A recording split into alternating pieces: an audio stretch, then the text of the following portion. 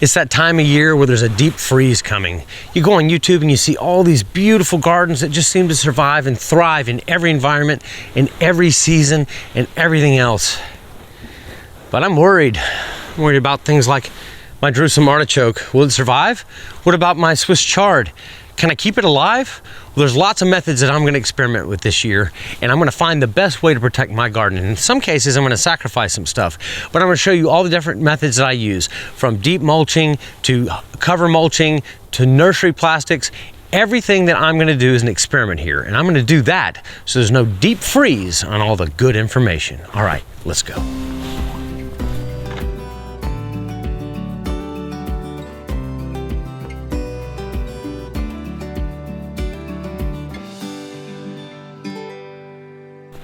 Hi, I'm Doc, and welcome back to my garden. Now, a few years ago, I did a video on how to protect your garden from different kinds of storms. And in that video, I mentioned that I don't know a lot about the really deep cold. And if you want to see that video, I'll put it up in the cards. But over the last 3 or 4 years, we've had a couple of these really bad colds that have lasted a long time, what we call a hard freeze. And I thought, you know, in all the years I've been gardening, it's probably been, if it's put all together, about 10 years or 12 years or so. I've never really had that, except for twice, which once was now and once was in 2021. So I thought it was a good idea to learn that. So that's what this video is about. This video is about protecting what I have in the garden through a deep freeze. Now, it's important to know that a lot of that depends on your variety choice as far as different things go. What you've planted, is it in or out of season? But this is the best fall I've ever had. And in the past, I've just not really grown much because I didn't want to fight those few nights of cold. I didn't really understand it well, but I really got where I liked those greens and things. So I decided to go full in this year. And so when I found this deep freeze was coming and it hit most of the country, I really wanted to know what will work and what won't work. And so I did a series of experiments. And basically those experiments are covering with different mulches or uncovering different things, covering different ways, and experimenting between crops. So not all crops are covered, and I could see what actually works and what doesn't. To start off with, we got down to about between 15, 16, 17 degrees, and we stayed below freezing between, say, 15 and 20 or 21 for about 60 hours. But I put all these things together, and I'm gonna walk you through it, show you what plants I have, how I decided to cover different types of plants in different ways to test what was gonna happen, and we'll see what worked and didn't work. Oh, and I want you to know, I haven't opened this stuff up yet. The cold's just gone away. It's like 40 degrees, 38 degrees, which is stupid cold for Texas, but I haven't looked at any of this yet, so it's kind of gonna be a surprise to me. But first we'll walk through what we did, and then we'll take a look at everything as we go. All right, let's get our hands dirty. Come on, baby, come on. Okay, so let's talk a little bit about what we did. There's a couple different methods I use, and I'm picking this bed right now because it's kind of a good cross-section example of different things I tried. And there's some other stuff back here we'll go over in a minute. But this is mainly garlic. There were beets in here, carrots, and some particular types of onions. One of them a bunching onion and the other a bulb onion. And I've not had good success with onions, so I really wanted to protect these. But what I did was I did this in 3 different ways. I have an area where I've deep mulched everything, and then I have an area that I've left totally open. Down in this area here, there's no mulch around that. And this area is also deep mulched with a frost cover. That's it, just a frost cover, just to see what the differences might be. Now, I did go ahead and pick a lot of the carrots because I needed to thin them out anyway. It was time to harvest a bunch when I was deep mulching. I also went ahead and pulled some of the beets. So we did a little experiment with that. Now, we know that certain types of plants are not gonna last down to certain temperatures. But in most cases, a lot of the onions and stuff will survive 15 degrees, 5 degrees, somewhere in there. These onions are kind of an unknown that I've used, and so I wasn't really sure what would happen. Now, as far as the other things go, like the garlic and things that are in here, it needs cold, but these are soft neck garlics, so some of the tops may freeze and that sort of thing. And as you can see, when we got down to lower temperatures, that a lot of this stuff looked like it was really gone. For instance, the onions were really frozen solid, the carrot tops look really bad, and of course the beets look really bad. Now, when it comes to freeze, what really matters is, can they come back up to temperature quickly? If this is a frost or cold hardy plant, if they can thaw out quick, usually they'll survive. So you can get beets that survive, even beet tops that survive. But we're gonna check all this and see. So we did a deep mulch method here, and as you can see, the carrots, they actually look really nice and healthy now. They were frozen solid before, and these were just out. Same with the onions. They're a little floppy, but they're in good shape. We do have some, a little bit of frost damage on some of these. But some of that is to be expected. So that's the general methods we used. Now, some of the other methods we used were for more tender plants, particularly greens and things of that nature. So let me go over to the next bed and I'll show you how some of that worked. Now this is another one of my greens beds. So we had some Swiss chard back here, which you can see did okay. There was a Swiss chard here, and I experimented as I did with some other things, for instance, like my Pak Choy, which is outside of the garden, and a leaf lettuce that definitely shouldn't survive this, with a really deep mulch method. So I really mulched this really deeply. Also, these are my daikon radishes, or daikon, however you say them. I had one, this one here, that was really good size, really good specimen. I wanted to save it for seed. So it was important to me to make sure this survived. Now this has about 6 or 8 inches of mulch on it. This bed has sunk down on this area and I have not refilled it yet because I had things planted in it. So I really put a bunch of straw in there to keep it as insulated as possible.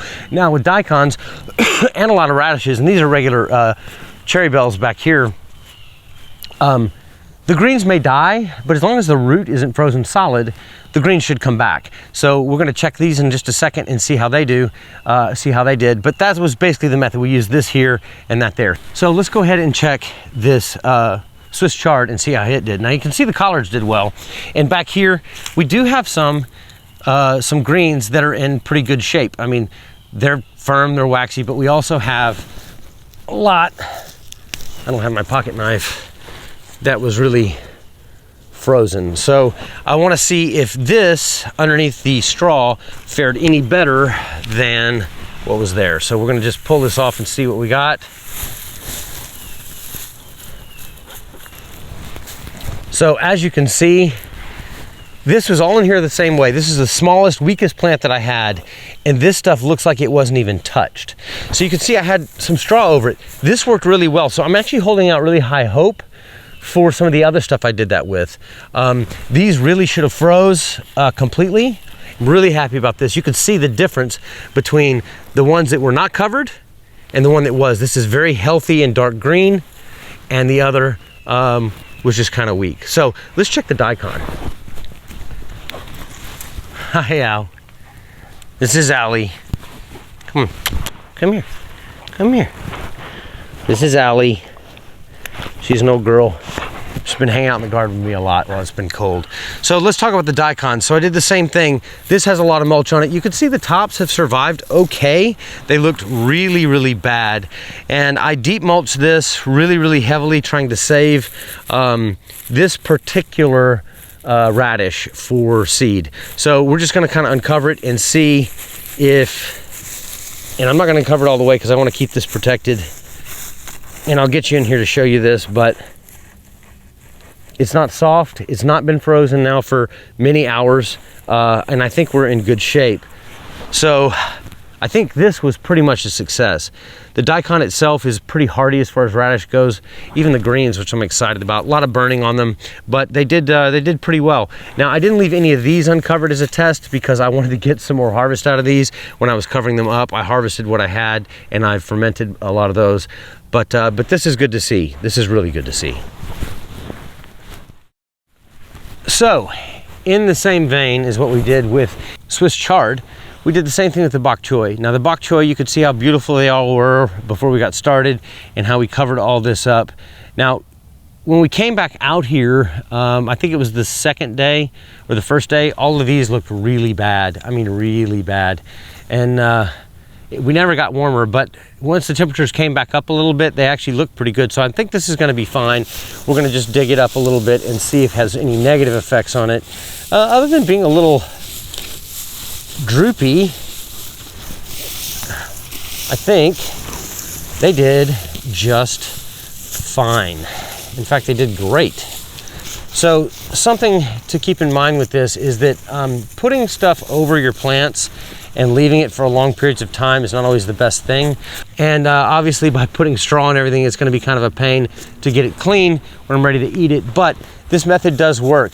Although I will say that these plants actually look better than these do. These are kind of curled under, they're softer, these are more firm. So I'm wondering in something like this case, if this is just not worth doing. Now again, it got down to 15 degrees and we stayed below freezing for 60 hours. So it may be, didn't really need this at all, obviously, but maybe in a colder climate, this would work. So it's something to maybe experiment if we get a little bit colder. But I think in this case, this was a loss. This was kind of a waste of my time and I shouldn't have done it. All right, so this is the lettuce. Well, this is actually Pak Choy. Oh, that's good. So underneath this bucket, I had a Lola Rosa lettuce, which is kind of a rumply red leaf lettuce, and a Paris Island, which is a Cost style lettuce.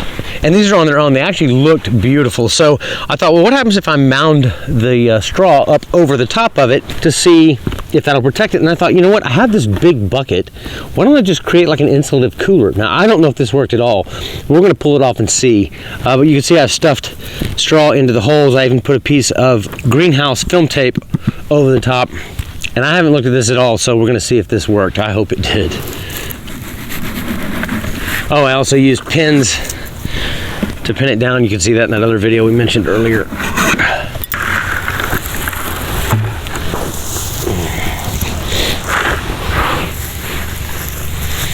Oh, wow. This actually should not have survived at all. At all. I mean, this is, it's in great shape. So this method really surprised me. I thought this was going to be a fail. 60 hours, well below freezing, where this would have actually been frozen solid and gone. And it did fine. Even the Lola Rosa, which is kind of a heat tolerant variety, it's done great as well. I didn't think this would work.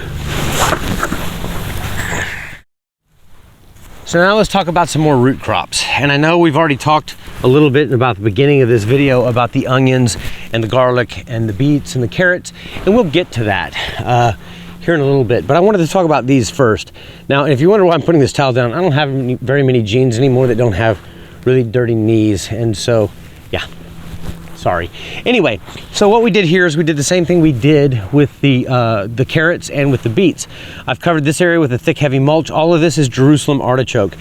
I'm gonna check, this area really doesn't have any mulch on it, but I'm gonna check here to see if the roots actually survived, if they're soft, if they're in bad shape. I did have, in 2021, I had some Jerusalem artichoke seed or seed root that I had bought that was frozen on the highway in Dallas when the freeze hit, and it didn't survive. I was able to get another piece and grow some more, but anyway, I just want to check and see. This is, oh well, okay, that's really close to the surface. So right there, I'm gonna cover that piece up. These are fine. And I know that this ground was completely frozen for at least a day and a half, about a day. Luckily it wasn't too wet. It did rain beforehand, but these work really good. This is a great crop. I wish I had some water.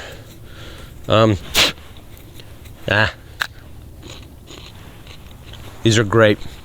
They're so worth having. Tastes a little dirty because I didn't wash it off, but whatever. So this worked. So I know this worked.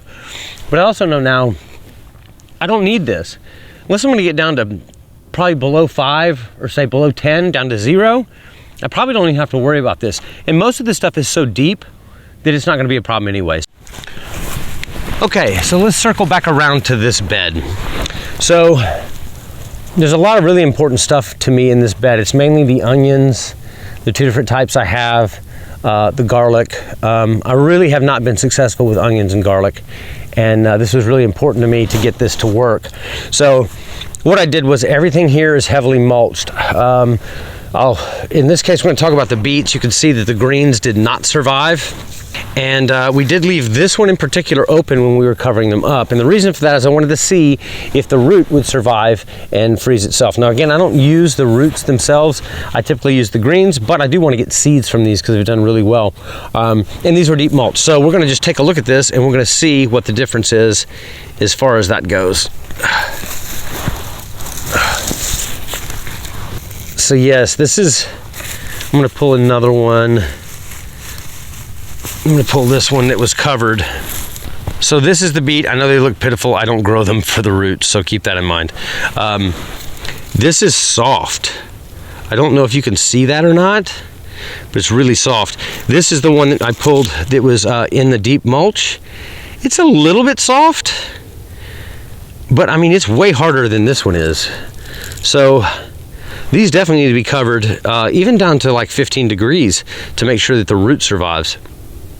So the next thing we have to deal with is this. So I told you we deep mulched all this, and this is all garlic and onion and carrots over across the other side. So let's talk about these onions. I just put a frost cloth over it to see if it make a difference in the leaves, in what are the stalks, whatever you want to call them, on the onions, as to whether or not that would actually keep them more protected. Because I know that bigger ones will freeze, which all of these did, and they look really a whole lot better once it thawed out, and they stayed frozen for a while. So I wanted to see if this made a difference. So this is deep mulch on the onions, garlic and carrots on this side, to compare and see what the difference is in the tops.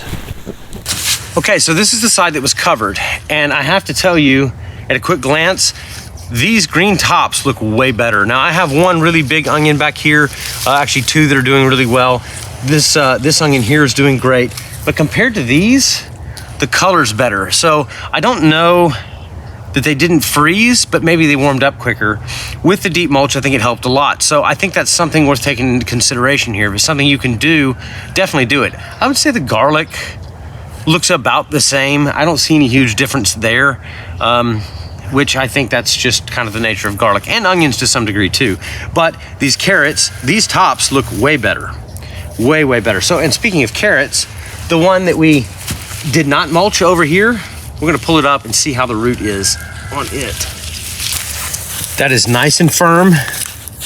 It's got great firmness to it. The color's good. The tops look good. Hopefully that's focusing. But I think it's fine. So at 15 degrees or so for a certain amount of time, I think it works really well. So anyway, keep that in mind, and I think it worked good for me. So that was kind of a success.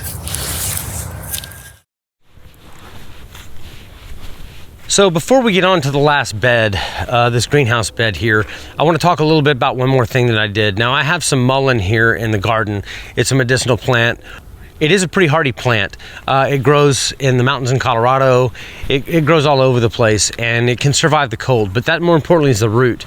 I knew the leaves could survive down to a pretty cold temperature, but I didn't know if there'd be any damage.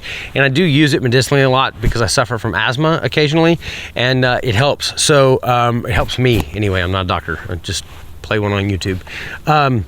So I just want to show you those really quickly. All I did, by the way, was I covered them up. One section I just double covered with the frost cloth, just to see if the leaves would have any difference between the stuff that was just left out during the freeze. So we're going to take a look at both. So that's a leaf from uncovered. This leaf is from what was covered. So these leaves are roughly the same size. This one was uncovered, and this one was covered. There's really no difference between the two. So the whole point of this experiment is, number one, to see what would live and to see what I needed to waste time on. That's not worth wasting time on. Somebody's got a race car. Anyway, that's not worth wasting my time on. But what was worth wasting my time on was this. So in here I have everything from parsleys, which are very cold hardy. They can get damaged a little bit, but parsleys, I've got several different kinds of lettuce. I have one carrot I'm letting go to seed. What else do I have? I have several types of mustard. I have spinach. I have a few brassicas in here. some which I've already harvested, and my second round of Brussels sprouts. So things like that. Oh, also some onions. Again, some of the bunching onions and the bulbing onions that I had in the other bed. So I wanted to really see what the difference was between the two. And we'll just take a look and see what's happened in here. Now, I expect that everything in here is going to be in pretty good shape, although there could be some things that are damaged, but we're going to take a look and see. So I think what we're seeing here is really good results, except for the lettuce that looks like maybe it dried out, or I don't know what happened with it. It was just done. And some of the weaker leaves that were in here that have basically died from cold, and those being the weaker leaves, these look really good. Although I do have to say, they don't look as good as what was underneath the bucket. Now the red leaf lettuce looks fine. And actually, the Pak Choy looks fine. The larger mustard Mizuna looks good. The thinner one doesn't look like it did so great. It shows a little bit of frost damage. The spinach down here is just fine. The brassicas are pretty well fine, except for this one. This one definitely got some more burn on it. And what I think is interesting here too, is these are the same onions, bulbing onions, that are in the other bed. These don't look that good, and they look really good to start with. The leek is fine. I'm saving this for seed. And some of the smaller brassicas actually don't look great. So I will say that things that I expected to survive did really well, except for the onions, which is kind of surprising. It may have been a humidity thing. I'm not sure. But everything else looks pretty good. Now I will show you this. This is parsley on this side, and I have some on the other. This is parsley here that was completely covered, and then I have parsley that was intentionally left hanging out plastic, and you can see quite a difference. So this is what was completely under the plastic, this is what was not under the plastic, and it definitely has some frost damage to it. Now the plant itself would probably be just fine. It will handle the cold unless it stays that cold for much longer or gets way colder, but I think in most cases it would have been fine anyway. But it did really well, so I'm happy with this bed. I'm kind of surprised about the spinaches. I didn't think they would survive, first of all, at all, especially under that bucket. So yeah, well, let's talk a little bit about this bed itself. Some people call this a low tunnel. This plastic is a 6 mil greenhouse plastic. I'll put a link down in the description for some of this stuff. This stuff is really good. In fact, I bought one piece of this thing. It was 25 foot by 15 foot wide. And I've used it for a bunch of stuff, including both of these two little mini greenhouses and for my seed starting area. And it wasn't that expensive for what it is. I think I paid $30 US for it on Amazon. After seeing this, I've been thinking about it the other day, peeking through here. I think this greenhouse method is pretty neat, so I have some ideas for it in the future that'll be a little easier to implement. But for now, that's kind of the review of what survived and didn't survive. Well guys, I just wanted to take a minute and go over some of the stuff we did.